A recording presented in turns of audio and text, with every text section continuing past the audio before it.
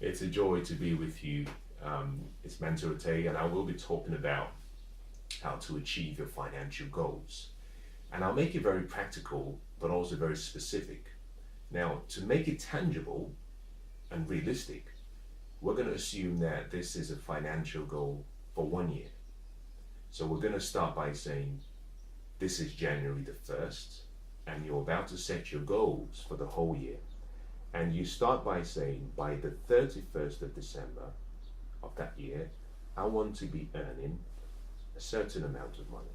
We're going to call that X pounds. You're going to call that this is going to be your earning, or we'll call this your net worth.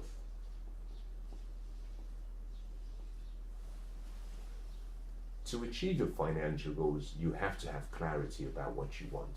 It cannot be hazy. It cannot be, wishful. It has to be specific, because until you're able to give your mind a specific target to aim at, your mind has almost no direction, purposeful direction, guiding it.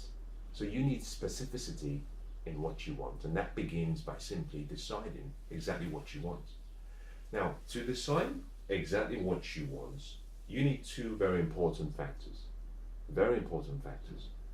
Number one, this is what you want to be earning or what you want to be worth. The two factors you need is you need your financial goals. Now, you understand in a few minutes why that's different from what you want to be earning. The second thing you need is clarity on what your expenses are. We're going to call this F. We're going to call this A, E, because we're dealing with anticipated expenses. Now, let's begin with the first one, financial goals. I'm going to use some numbers, and I want you to just go ahead with me and go along with me with this. It'll become much clearer as we go on. I'm going to make some adjustments to this, what I've written down, just to get some clear space. We started by saying you need what is called your financial goal, and that is simply. See, I'm sorry about this. I can't spell. Making mistakes with spelling. Financial goal. That is simply a number. Number you get to choose. We're going to start by assuming that your dream, this your financial goal dream, is that you want to be worth £1 million at the end of the year. Your financial goal is for £1 million. We're going to assume that is your goal. What most people tend to do is they start their year, or they make a goal, or make a resolution, or they decide on what their wish or desire might be, and they select this. That's fine.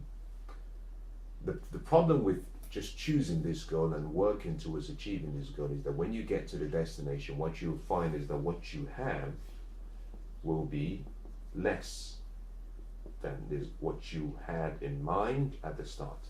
And part of that is because and use the reverse of this, is if you imagine that this is where you are, you're here, and you're trying to get to a destination there.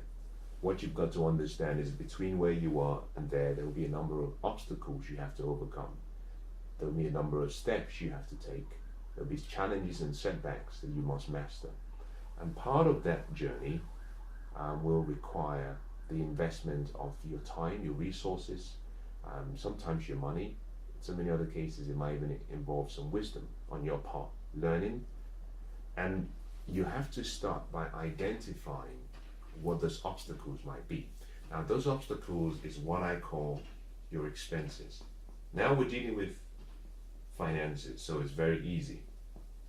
To be able to get to the end of the year and achieve this goal of 1 million, then you must aim for something higher than that. And the best way to do it is simply to start by saying that my financial goal that I have must be added to my expenses.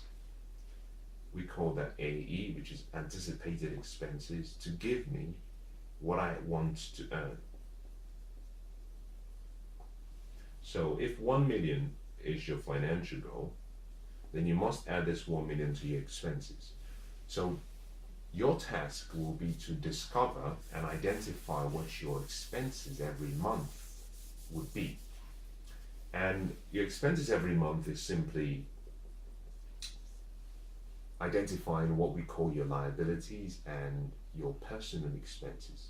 Your liabilities could be items such as what you pay for a car, if you have a car loan.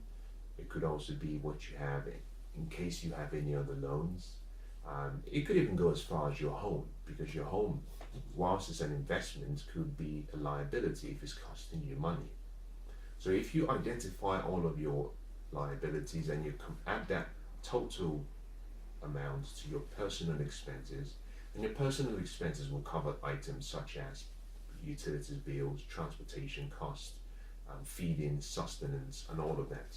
If you do all of that, you have a total amount.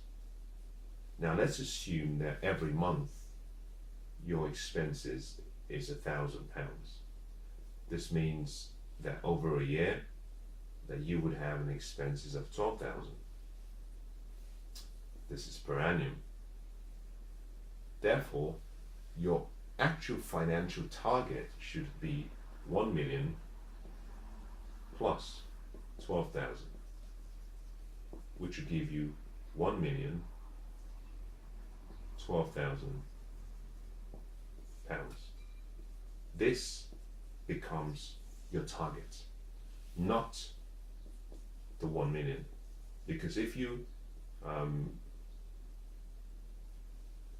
go for the 1 million, then you will fall short. It means from this 1 million you've identified, you're going to have to pay off 12,000, which means you'll be left with less than what you wanted. Very important, but very simple.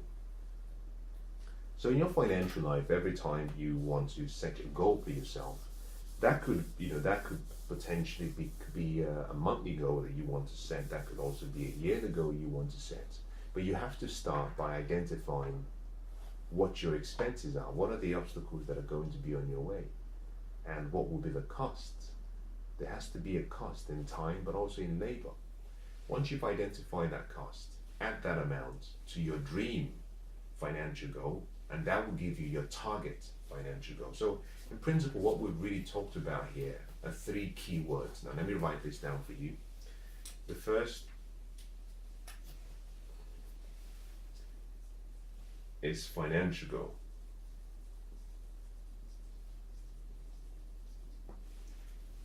We call it FG, but we're going to change this to TFG because it becomes your target financial goal.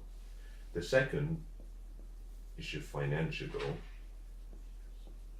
which is FG, but again we're going to change this and we'll say that it's your expected EFG. This is TFG, and then your expenses. We're going to call this your annual expenses. So your target financial goal should be your expected financial goal plus your expected annual income. That is how you set your financial goals. You never set your financial goals based on what number you want. You set your financial goal much higher so that if you miss that mark for whatever reason, at least you land as close as you can to it. And a lot of the reasons why most people do not achieve their financial dreams and goals is simply not because people do not aim, high enough or do not apply this strategy. Part of the reason is simply most people set their goals so low and they achieve them. Sadly, they achieve them, and that stops them from actually growing or stretching.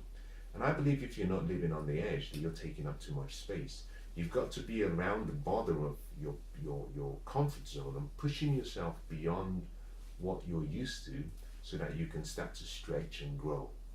By following this example I've given you, what you'll find is that slowly you start to push yourself beyond what might be comfortable for you, and that would help you start to build for yourself a life, but also help you start to grow, to develop yourself into that potential you have.